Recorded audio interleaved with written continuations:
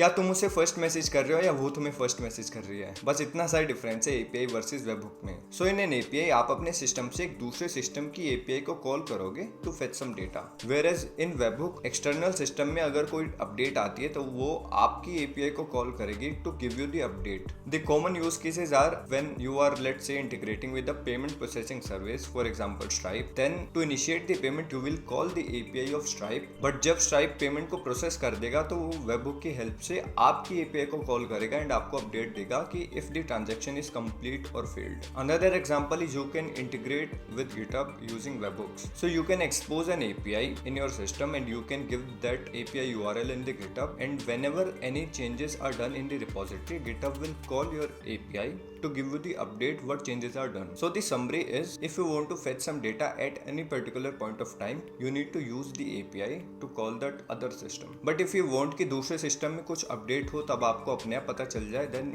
you have to use the concept of webhooks, and then the external system will call your API to give you the update. Please hit the follow button for more such content and share it with your friends who don't know the difference between API versus webhooks. Thank you.